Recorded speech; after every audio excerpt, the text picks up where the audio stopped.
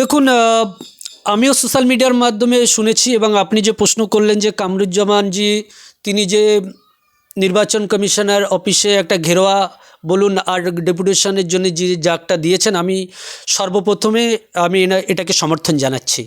কারণ হচ্ছে এই যে ডাকটা, এটা কোনো রাজনৈতিক দলের ডাক নয়, কোনো পার্টির সমিতির ডাক নয়। পশ্চিমবাংলার সাধারণ মানুষ তাদের একটা মুর্দা বিষয়।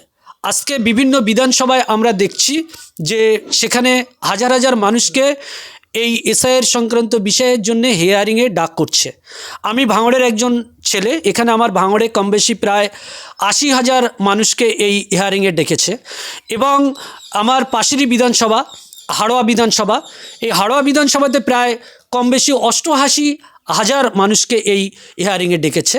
এবং আমার পাশে আরেকটি বিধানসভা, সেটা হচ্ছে ক্যানিং পূর্ব, সেই ক্যানিং পূর্ব বিধানসভায় তো কম বেশি প্রায় ৯০,০০০ মানুষকে এই হিয়ারিংয়ে ডেকেছে। তার মানে এটা দাঁড়াচ্ছে যে সারা পশ্চিমবাংলার ২৯৪টি বিধানসভাতে এরকমভাবে হিয়ারিংয়ে ডাক যদি করা হয়, ডাক হচ্ছে মিন্স মানে প্রায় লক্ষ লক্ষ অসংখ্য লক্ষ মানুষকে কিন্তু হিয়ারিংয়ে ডাক করা হচ্ছে। এই যাদেরকে ডাকছে এই প্রত্যেকটা মানুষ কিন্তু আজকেকার ডেটে খুব টেনশনগ্রস্তর মধ্যে আছে। কারণ কেন্দ্রীয় সরকারের দ্বারা যে এনআরসি হওয়ার একটা কথা আওয়াজ উঠে আছে, এই এনআরসিকে নিয়ে মানুষের মধ্যে কিন্তু একটা বিভ্রান্ত এবং দুশ্চিন্তা। সেই জায়গা থেকে ২০২৬ বিধানসভা ইলেকশানে যদি কোনো মানুষ সে ইলেকশানে অংশগ্রহণ করতে না পারে বা ভোটার লিস্টে যদি তার নাম না থাকে, তাহলে মানুষ এনআরসির দিকে তাকিয়ে অনেক টেনশনগ্রস্ত। এবং ইতিপূর্বে আমরা দেখেছি পশ্চিমবাংলার বেশ কিছু মানুষ তারা আত্মহত্যা পর্যন্ত করে জীবনটা দিয়ে দিয়েছে এই এসআইআরকে কেন্দ্র করে। আবার এই হিয়ারিংয়ে এই যে লক্ষ লক্ষ মানুষকে ডাকা এবং তাদের দুশ্চিন্তা এবং টেনশান, এখান থেকে যদি পশ্চিমবাংলার বৈধ যারা ভোটার তারা যদি বাদ পড়ে যায়, না জানি এর মধ্যে কত মানুষ তাদের নিজের জীবনকে হারিয়ে ফেলবে। এটা আমি আশঙ্কা প্রকাশ করছি এবং মনে করছি যে এই বিষয়টা নিয়ে গুরুত্বভাবে নির্বাচন কমিশনারে আলোচনা হওয়া উচিত। এই যে কামরুজ্জামানজি যে ডাকটা দিয়েছেন, আমি আমার ব্যক্তিগত এবং আমার পার্টির পক্ষ থেকে আমি সর্বপ্রথমে সমর্থন জানাচ্ছি এবং বাংলার অসংখ্য মানুষকে সঙ্গে সঙ্গে বিভিন্ন রাজনৈতিক দল এবং বিভিন্ন সামাজিক সংগঠন ও ধর্মীয় সংগঠনের সমস্ত মানুষদেরকে ঐক্যবদ্ধ হওয়া উচিত। এবং এরকম ধরনের মানে যে সমস্ত সভা সমিতি ডাকা হবে বা প্রতিবাদ সভা ডাকা হবে, সেখানে অংশগ্রহণ করে বাংলার মানুষকে রক্ষা করার দায়িত্ব আমাদের প্রত্যেকটি বাঙালি এবং বাঙালি সংগঠনদেরকে নিতে হবে।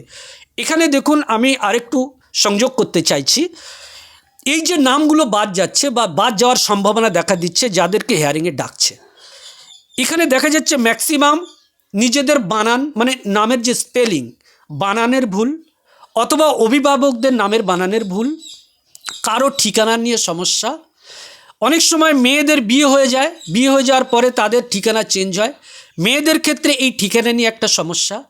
বিয়ের আগে বিশেষ করে সংখ্যালঘু মুসলমান সম্প্রদায়ের মহিলাদের বিষয়ে বলবো, তারা বিয়ের আগে খাতুন টাইটেলে থাকে, মানে নামের একটা সারনেম যেটা থাকে, এবং যখন বিয়ে হয়ে যায় হয় বিবি অথবা বেগম এরকম কি শব্দ যোগ হয়ে যায়। তাহলে আগে এবং পরে ডকুমেন্টসের ক্ষেত্রে, স্কুল সার্টিফিকেটের ক্ষেত্রে দেখা যাচ্ছে ডিফারেন্স হয়ে যায়। এই সমস্ত মানুষদেরও অনেকে এই এসআইআর হিয়ারিংয়ে ডাক হচ্ছে। এবং সংখ্যালঘু সম্প্রদায়ের মানুষের মধ্যে মোহাম্মদ ছেলেদের ক্ষেত্রে এবং মেয়েদের ক্ষেত্রে মোসাম্মদ যোগ থাকে।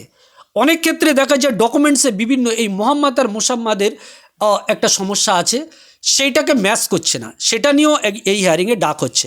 তাহলে দেখা যাচ্ছে তারা স্থানীয় আমাদের বাংলার মানুষ, যে কোনো কারণে তাদের ডকুমেন্টসে কোনো একটা জায়গায় বানান ভুল বা সারনেম নিয়ে ভুল বা টাইটেল কোনো একটা বিষয়ে সমস্যা হতে পারে।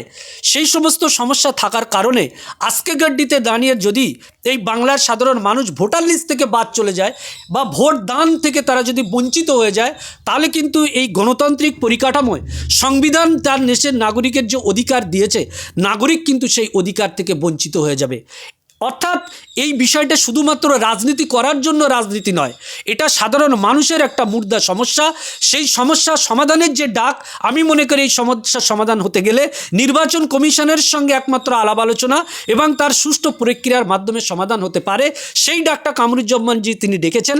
আমি ব্যক্তিগত কামরুজ্জামানকে সমর্থন করছি না, কিন্তু কামরুজ্জামান মহাশয় যে উদ্দেশ্যটাকে নিয়ে তিনি এই ডাকটা দিয়েছেন, আমি ওই ডাকটাকে নিয়ে সমর্থন জানাচ্ছি বাংলার মানুষের স্বার্থে। আমি সকল ধর্মের সকল বর্ণের এবং সকল রাজনৈতিক নেতৃত্ব ও সংগঠনদেরকে বলবো, আপনারা ধর্ম এবং রাজনীতির ঊর্ধ্বে এসে এই সংগঠনে অংশগ্রহণ করুন এবং সুষ্ঠু স্বাভাবিকভাবে এই এখানে যাতে কোনো প্রকারের অশান্তি ঝুটঝামেলা না হয় সেই সমস্ত। ডাক পড়েছে না, আমার নিজের ডাক পড়েনি, কারণ আমি 2002 আমার ভোটার লিস্টে নাম ছিল। আমার বাড়িতে কারোরই ডাকেনি। আমাদের বাড়ি আপাতত সবাই ঠিক আছে, কিন্তু আমার গ্রামে, আমার এলাকা, আমার অসংখ্য এটা নির্বাচন কমিশনের দায়িত্ব। নির্বাচন কমিশনারের দায়িত্ব যেমন ভোট করা, নির্বাচন কমিশনের তেমন দায়িত্ব হচ্ছে যে এই ভোটার লিস্ট সংশোধন করা এবং তাকে সুষ্ঠু সম্পন্ন করা। নির্বাচন কমিশনার তানার সিস্টেমে তানাদের এখতিয়ারের মধ্য থেকে যেটা করণীয় তানারা সেটা করছেন। এখানে তো আমাদের কোনো কিছু বলার নেই। আমাদের শুধু এতটুকু বলা, নির্বাচন কমিশনারের কাছে আমাদের আহ্বান, বিশেষ করে আমার আহ্বান থাকছে যে স্যার আপনি একটু দয়া করে দেখবেন যাতে কোনো আমার দেশের একজন সাধারণ নাগরিক যেন ভোটদান থেকে বঞ্চিত না হয় এবং যারা বৈধ নাগরিক তারা প্রত্যেকেই যেন ভোটার লিস্টে তাদের নামটা আসে। আপনি সেই চেষ্টা করবেন এবং নির্বাচন কমিশনার যে যতটা তানার সময় প্রয়োজন তানারা সেইভাবে করবেন। আমরা শুধু কামনা করি সুষ্ঠু সম্পন্নভাবে হোক।